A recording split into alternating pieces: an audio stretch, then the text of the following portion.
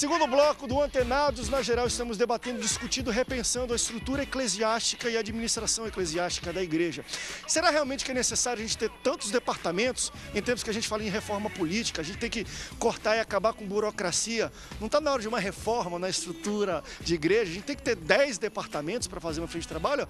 Não bota de crianças, de adolescentes e acabou. O resto eles trabalham dentro deles. Se é de dança, se é de música, cada departamento trabalha da maneira que acha necessário. Vamos falar um pouco sobre isso também com ele, que é pastor titular da Igreja Quadrangular de Bangu, também presidente da Igreja Quadrangular no estado do Rio de Janeiro, pastor Rui Barbosa. Pastor, bem-vindo ao Antenados na Geral. Muito boa tarde a todos vocês, Deus abençoe, me perdoem o atraso, um pequeno acidente na rua nos impediu de estar aqui. Mas a gente está aqui e o assunto levantado hoje, ele é muito polêmico, porque ele atinge o administrador, que é o pastor da igreja. Então você está pegando pesado hoje. Dói. Mas pegando... você não acha às vezes que a gente engessa tanto aquilo? Claro que o pastor Daniel até falou, André, eu vi no início muitas crianças chegando, então houve uma necessidade de se ter uma liderança para tratar com aquelas crianças e tudo, mas às vezes a gente vê 2, 3 pessoas, já quer criar alguma coisa. Muita gente é para segurar a crente, olha, vou fazer um departamento, vou ser o líder, você acha que é para segurar, ou a igreja quer trabalhar em tantas frentes diferentes que não consegue fazer nada direito, como é que você vê? Qual é a sua ótica? Nós podemos ter aí dupla interpretação. Nós podemos ter aquilo, como você disse, cria-se um departamento como atração para atrair membros, atrair pessoas, para fazer com que elas sejam, vamos usar uma palavra aqui meia torpe, seduzidas na própria igreja. E por outro lado tem realmente a necessidade. Nós temos uma necessidade. Vou dar um exemplo da minha pessoa. Eu sou um pastor com 60 anos de idade.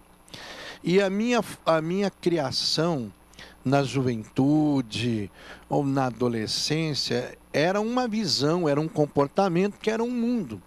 Hoje é muito difícil você querer que o pastor acompanhe determinadas faixas etárias de idade, até porque ele não se enquadra, ele não se encontra direito, ele não se sente bem. E aí então vem a necessidade de você criar departamentos, de você criar líderes, porque estão dentro da mesma linguagem, e você consegue ter um sucesso. Então você cria departamentos, tantos quantos necessários, sem exagero, no sentido da necessidade da igreja. Porque eu vou lhe falar assim, eu como um bom assembleano, eu acho que eu sou a maior vítima disso que eu estou falando. Ninguém faz mais departamento em missão nesse mundo do que uma igreja de Assembleia de Deus. Por que eu falo às vezes que pode engessar? Não é só a administração. Engessa, por exemplo, a liturgia da igreja. Se você hoje vai... E eu não estou falando mal, eu acho que cada um, enfim, né? Cada um conhece a sua comunidade, trabalha da sua maneira. Mas às vezes eu vou em algumas igrejas da Assembleia de Deus, que é a minha igreja onde eu nasci, e antes de começar a pregação tem coral dos jovens, coral das crianças, coral das mulheres e coral geral. 4 corais. Gente, vamos fazer um coral com todo mundo? Sabe, é isso que eu estou falando. A gente... Fora o Ministério de Dança. Fora o Ministério de Louvor, porque aí o coral são as músicas da aba coral. Aí agora vem o Ministério de Louvor. Aí, eu falo assim, por que a gente não simplifica um pouco as coisas? Assim, a gente consegue até trabalhar a união, porque às vezes fica meio que facções. Né? Eu sou do coral das crianças. Se for um coral todo mundo, imagina. Os terceira idade cantam hinos mais joviais, depois os jovens cantam hinos da harpa e do cantor cristão. Você atualiza, você integra. Eu acho que às vezes quando a gente faz esses departamentos, pastor, o que você... A gente meio que cria panelinhas também dentro da igreja, a gente ingessa a igreja e ingessa a liturgia também da igreja. Mas já tem muita Assembleia de Deus que está diminuindo o número de departamentos. Graças a Deus. Até aniversário mesmo, estão fazendo agora de 2 em 2 anos. Antigamente era todo ano festa do coral, festa da mocidade. Tem isso ainda, né? Aí o ano inteiro de festa. Congresso do aniversário do coral, das irmãs da terceira idade. Aí tem a orquestra. Aí estão diminuindo, já estão melhorando já. Mas tem que ser mais enxuto, né? Não, é aí que o pastor, o líder, ele tem que saber administrar. Quando entrei, estava ouvindo o pastor falar exatamente sobre o resultado de uma célula que ele batizou um N número de pessoas, 30 pessoas, aproximadamente isso. Veja bem, e ele disse que ele não imaginava que uma célula fosse produzir. Agora, se ele quiser dentro da liturgia do culto, dos trabalhos da igreja, seja final de semana ou semanal, introduzir as células para que elas executem o trabalho, ele vai estar perdido. Ele precisa de um culto de 5 horas no mínimo, de 6 horas. Agora, se ele fizer como você está dizendo, e existe o culto e existe o culto. Há um momento que a igreja ela é uma só.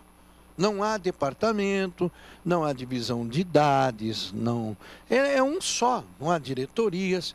E aí é que tem que ter sabedoria o pastor para que ele faça exatamente o que você está falando, esse ajuntamento.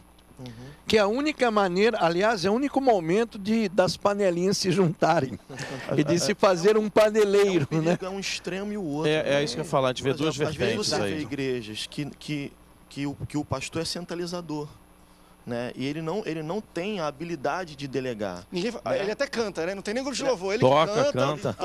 Mas ele que canta. E na hora da palavra, não tem tempo para palavra. E ele que tira a oferta. Eu pensei que na hora da palavra ele levantava, também, aceitava Jesus também. Então isso é um perigo também. A gente pode departamentar de mais e de menos. Mas o que não é um tiro no pé a nível de administração. Né? A gente já aprende com Jetro isso, né? Com o sogro de Moisés lá, que, cara, se você não delegar, você centraliza de uma forma que você não dá conta e acaba fazendo o que o pastor falou aqui, falou muito bem. Engessa também. Engessa também. E você não consegue falar a linguagem de todo mundo, cara. Entende? Por exemplo, um jovem chega hoje na minha igreja, me vê pregando assim, com essa roupa, e me vê falando do jeito que eu falo, né? E ele se identifica. Né? Mas talvez os casais mais velhos, as senhoras, precisem de alguém que fale a linguagem delas. Né? Então isso é importante, cara. A gente tem que estar antenado também na necessidade de departamentar. Que é importante. Não, eu entendo, mas já viu a minha preocupação, porque eu acho assim... Nem de mais, nem de menos. Porque a gente já viveu isso também em igreja, no sentido de você não conseguir transicionar as gerações. Por quê? Porque eles vivem naquele departamento, naquele mundo. Por exemplo, cada um tem o seu coral, então cada coral canta a sua música. Então quando o cara fica um pouco mais velho ao caso, ele, poxa, mas eu gostava mais das músicas do coral de jovens, eu não quero pro coral de casais. Se tivesse um coral só, desde pequenininho, meu irmão, ele cantava hino, ele cantava não sei o quê, era mais fácil a convivência. Eu digo assim, claro que eu entendo que tem que ter, eu não sou contra departamento não, tá, gente? Mas eu acho que às vezes o demais está começando a engessar a igreja. Eu fui pregar num evento que eu comecei a pregar, era 15 para as 11. Vamos ouvir departamento tal, agora departamento tal, agora departamento tal, agora departamento tal. Eu aprendi a me tranquilizar, porque senão você pega o microfone nervoso, aí você xinga o sinoplasta, aí você aborrece, aí você acaba magoando a noiva de Cristo. Então aí eu tranquilizo e quando fala assim, você tem 10 minutos, tá? Aí o coral, o departamento cantou de dança, de música, de bolinha, de não sei o quê, teve 20 minutos, 30 e a pregação é um pouco tempo. Se ele me der 10 minutos, eu falo assim, finda-se este dia que meu pai me deu. Pastor Daniel, você tocou num assunto Dou a benção aqui. apostólica e vou embora. O pastor Daniel tocou num assunto aqui que eu acho interessante, eu acho que tem a ver também com isso. Às vezes a questão da missão da igreja, das missões ou departamentos, é muito também do chamado que Deus dá para o líder da igreja. Eu vejo um pouco assim. Ele, poxa, ele entende, ele tem uma visão boa do que é a comunidade local que ele trabalha, em que frente eu devo trabalhar. Por quê? Olha o que o pastor Daniel acabou de falar, André, eu comecei célula com uma célula, peguei e batizei 30 pessoas. Talvez tenha um pastor que está olhando ali, opa, então tem que fazer célula. Os departamentos hoje são muito feitos em cima do que está dando certo nas outras igrejas. Isso é um perigo muito grande. Mas eu já vi igrejas. O problema já está lá na motivação. Eu já vi igrejas acabando porque queriam implantar células e o pessoal não estava preparado. Não é porque deu. Poxa, mas deu 30 pessoas aqui, não passou, deu certo, eu vou colocar aqui. E já vi o contrário também, morrer porque não entrou em célula. Você está entendendo? Cada caso. É aquele também. Até que ponto a gente tem que entender o que Deus quer para aquela igreja local? Qual o modelo de trabalho? Eu gostaria de tem que ter essa identidade. Assim, a gente que é pastor, nós temos um outro problema sério. Veja bem, vamos falar de um homem comum. Um homem comum, mundano, ímpio, acostumado à vida para lá, para cá. Finais de semana, ele bebe, ele joga, ele vai no futebol, ele sai com os amigos, ele chega de madrugada em casa, ele dá um pulinho aqui e ali. Aí ele vem e se converte. Ele aceita Jesus, a sua vida muda. E ele sabe que ele tem que deixar para trás tudo aquilo que ficou. Agora, o pastor sabe que aquele irmão, aquela nova criatura, que ainda precisa acostumar num ritmo de vida, alguma coisa tem que ter para ele, para preencher o vazio dele. Então, tem igrejas que muitas vezes elas usam os departamentos para suprir aquilo que aquele homem deixou tudo. Você prega para jovens. Eventos, né? Você prega para jovens, tá? Você pega e vão lá na sua igreja, alguns jovens se convertem lá da pesada. Todo final de semana eles tinham o que fazer. E agora? Eles estão com Jesus. A sua igreja não tem nada para oferecer. O que eles vão fazer? Tá? Então tem esse problema também. Sim. O departamento, às vezes, ele tem que ser visto através dessa necessidade. Agora, se você dá, como você falou, eventos esportivos, brincadeiras, acontece, futebol, não sei o quê, eles vão ter o que fazer. Mas se não tiver o departamento na igreja para suprir a necessidade natural de uma pessoa de conviver num convívio social que ele fazia antes. Mas, como pastor, é que fica? O que está sendo falado é justamente isso. O problema é você pulverizar em vários ministérios, porque talvez você não tenha pessoas capacitadas para estar desenvolvendo o trabalho ali, e ao invés de aproximar, acaba botando para fora. Porque são mal preparadas para aquilo. Ou então fazer um evento... Fica qualquer nota, né? Fazer um evento para 2, 3, 5 pessoas. E aí se torna uma coisa desgastante.